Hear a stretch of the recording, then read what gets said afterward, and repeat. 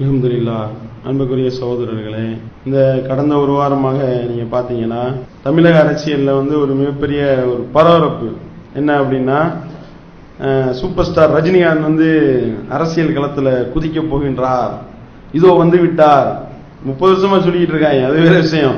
இப்போ என்னன்னா இன்னொரு ஒரு படம் எடுத்திருக்கான், அதுல பல கோடி ரூபாய் கொள்ளையடிக்கணும். இப்போ ஒரு பரபரப்பு ஏற்படுத்துறதா இருந்தா இந்த மாதிரி படம் காட்டுவதற்காக இது போன்று நான் அரசியலுக்கு வந்தால் செய்ய வேண்டியதை செய்வேன், நான் அப்படி பண்ணுவேன் இப்படி பண்ணுவேன். உடனே இதுக்குன்னே சில மனநோயாளிகள் இருக்கின்றார்கள். தலைவா வாங்க தலைவா வாங்க தலைவா என்று சொல்லி அவர்கள் பேசக்கூடிய பேச்சுக்கள் பேட்டிகள்லாம் ஒளிபரப்புகின்றார்கள். என் தலைவனை நான் நேரில் பார்த்துட்டேன், அவனை நேரில் பார்க்க ஒரு பெரிய பாக்கியம் மாதிரி என்று சொல்லி இவர்கள் பேசக்கூடியது மேல இருந்து ஒருத்தர் இறங்கி வந்துட்ட மாதிரி இருக்கு. அப்படி இருக்கின்றது இப்படி இருக்கின்றது. அவர் வந்தா தான் நாடே உருப்படும்.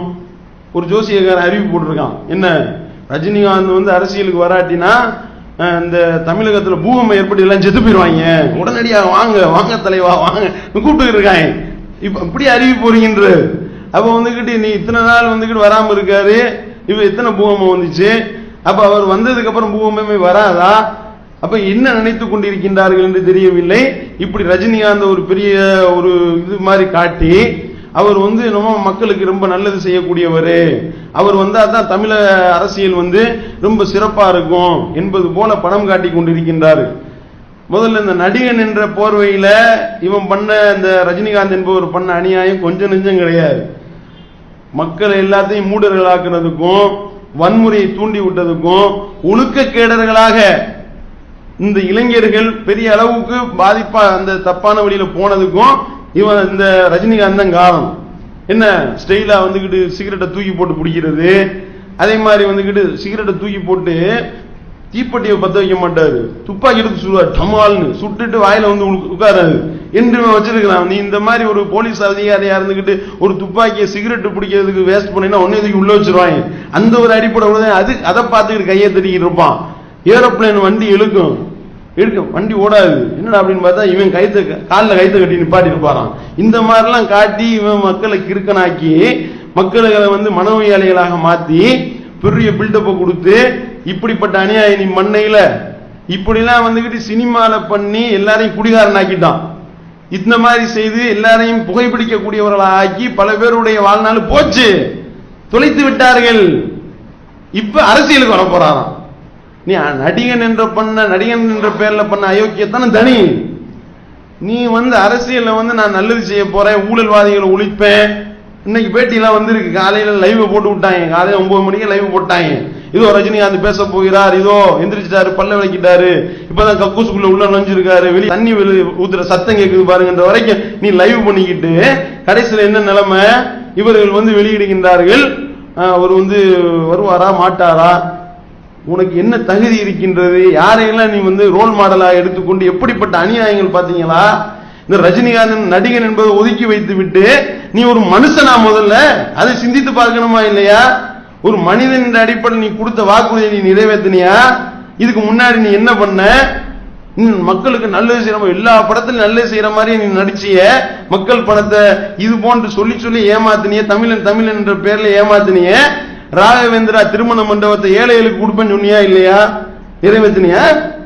ராகவேந்திரா திருமண மண்டபத்தில் ஒரு ஏழை எவன் இவனுடைய கட் அவுட்டுக்கு பாலாபிஷேகம் பண்றாரோ அவர்களை பார்த்து கேட்கின்றோம், ஒரு திருமணத்தை நடத்த முடியுமா? ஒரு ஏழை பால போய் கொடுப்பேன்னு வாக்குறுதி கொடுத்தியா? நீ என்ன செஞ்சியா? இல்ல. ரஜினியினுடைய மனைவி ஒரு பள்ளிக்கூடம் வச்சு நடத்துறாங்க, வெளியே வந்துச்சா இல்லையா? கிட்டத்தட்ட 6 மாசத்துக்கு மேலாக அந்த பள்ளிக்கூட ஊழியர்களுக்கு சம்பளம் கொடுக்கலங்க. அவர்கள் தங்களுடைய வயிற்று பிழைப்புக்காக சம்பளம் கிடைக்காம வேற எங்கேயும் போனா இந்த 6 மாசம் சம்பளம் கிடைக்காது, அங்கே வேலை பார்த்து கொண்டு உள்ளிருப்பு போராட்டம் நடத்தி பிரச்சனை பண்ணாங்களப்பா. அப்ப அவன் ஏழைகளுடைய வயிற்றுல அடிக்கக்கூடியவன். நான் எப்பொழுதும் ஏழைக்கெல்லாம் சொந்தக்காரனான்னு பாட்டு பாடுறிய, நீ தான் ஏழைக்கெல்லாம் சொந்தக்காரனா? சிந்திக்கணுமா இல்லையா? எவெல்லாம் பாலாபிஷேகம் பண்றியோ அந்த ரசிகர்களை பார்த்து கேட்கின்றோம், உன்னுடைய மகனை கொண்டு போய் எல்கேஜி சேர்க்க முடியுமா அந்த ஸ்கூல்ல? அம்பானிகளுக்கும் அதானிகளுக்கும் ஸ்கூல் நடத்தி கொண்டிருக்கின்றார்கள். சிந்திச்சு பாரு, எத்தனை நாள் இப்படி ஏமாந்துகிட்டு இருப்ப? சிந்திங்க. அதோடு மட்டுமல்லாம இப்ப இன்னைக்கு இப்ப 10 மணிக்கு என்ன பேட்டி, நான் வந்து ஒரு போர் நடந்துச்சுன்னா அவர் இறங்கி வந்துகிட்டு மக்களுக்காக பாடுபடுவாராம். அப்ப நான் அரசியலுக்கு வருவேன் வழக்கம் போல சொல்லிட்டு போயிட்டார். இதுக்கு முன்னாடி மக்கள் எவ்வளவெல்லாம் அல்லல் பட்டாங்க, எவ்வளவு கஷ்டப்பட்டாங்க, அப்பெல்லாம் வராத இனிமே நீ வரப்போறியா? மழை வெள்ளத்துல அத்தனை மக்கள் சீரழிந்தார்களே, எத்தனை ஏழைகள் வீடு போச்சு. அது ஒரு போர் தொடுக்கிறதை விட அது மிகப்பெரிய ஒரு பயங்கரமான படுபயங்கரமான ஒரு நிலை. அந்த நிலையில ஏழைகளுக்கு உதவுனாரா? கிடையாதுங்க. அப்ப வராதவன் நீ எப்ப வந்து என்ன பிரயோஜனம்? 10 லட்சம் ரூபாய் பிச்சை காசு 10 லட்சம் ரூபாய் கொடுத்த மழை வெள்ளத்துல பாதிக்கப்பட்ட அந்த நபர்களுக்கு 10 லட்சம் ரூபாய் அறிவிச்சிய. நீ எத்தனை கோடி ஒரு படத்துக்கு எத்தனை கோடி சம்பாதிக்கிற, எத்தனை கோடி நீ வந்து சம்பளமாக வாங்கி கொண்டு அதுக்கு மேல எவ்வளவு ஓடுது உனக்கு, கமிஷன் வேற வர்ற லாபத்துல. அப்படி கொள்ளையடிக்கக்கூடிய நீ என்ன செய்யற?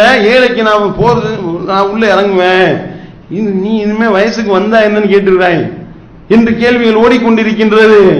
அப்ப பாக்குறோம், அதுவும் இதுல வந்துகிட்டு எதுலையுமே நியாயமான நடந்தது கிடையாது. நதி நீரை இணைக்க 1 கோடி ரூபாய் தர்றேன், எங்க கொடுத்த 1 கோடி ரூபாய்? நீங்க சரியான இருந்தா கொடுத்துருக்கணுமா இல்லையா? வாக்குறுதி வழங்கினாரா? 1 கோடி ரூபாய் கொடுத்தியா? கொண்டு போய் கொடுத்திருக்கணுமா இல்லையா? இல்ல. இப்படி நதிநீர் விஷயத்திலையும் போச்சு, மழை வெள்ளம் என்ற பேர்ல ஏமாத்தியாச்சு. வரியாவது ஒழுங்கா கட்டி இருக்காரா இவரு? ஒரு படத்துல எத்தனை 1000 கோடி ரூபாய் சம்பாதிக்க 30% 300 கோடி ரூபாய் கட்டினியா? இத்தனை வருஷமா நீ இந்த நாட்டுக்காக கட்டின வரி பணத்தை வெளியிட தயாரா? எவ்வளவு பணம்னு முடியுமா உன்னால? என்னன்னு கேட்டா, அந்த சேவை வரி போட்டார்கள் மத்திய அரசாங்கம். அப்ப போராட்டம் நடத்தும் பொழுது இந்த ரஜினிகாந்த் பேசினார். என்ன பேசினார் தெரியுமில? இந்த மாதிரி வந்து சேவை வரிலாம் அதிகமா கட்ட சொன்னீங்கன்னா பணத்தை கணக்கு காட்டாம நாங்கெல்லாம் கருப்பு பணம் அதிகமாகும், நடிகர்கள்லாம் கட்ட மாட்டாங்க. அப்ப தேசத்துக்கு எதிராக சேவை வரி கட்ட மாட்டேன் என்று சொன்ன தேச துரோகி பேசுறாரு. புதிய இந்தியா பிறந்தது, இந்த மோடி வந்து இப்படி அறிவிச்சோன்னே புதிய இந்தியா பிறந்துருச்சான். இப்படிலாம் சொல்லி மக்கள் பணத்தை நீ சுரண்டுகின்றாய, கொஞ்சம் சிந்திச்சு பாருங்க. அப்ப எல்லாம் பிஜேபியோட லிங்க், வேற ஒண்ணும் கிடையாது. பிஜேபியினுடைய அண்டர் கிரவுண்ட்ல லிங்க் இருக்கு. அதனாலதான் சரத்குமார் வீட்டுக்கு போற ரைடு, வருமான வரித்துறை ரைடு, ரஜினிகாந்த் வீட்டுக்கு போச்சா? நீ போவியா? ஏன் போவாரு? சரத்குமார் வீட்டுக்கு அனுப்புவாங்க.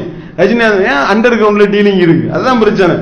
அதனாலதான் புதிய இந்தியா பிறந்துச்சுன்னு இவரே சொன்னார். மோடி இப்படி அறிவிச்சோனே ஏழை பாளையங்கள்லாம் வந்துகிட்டு வரிசை நின்று செத்த பொழுது புதிய இந்தியா பிறந்தது என்று சொன்னாரே.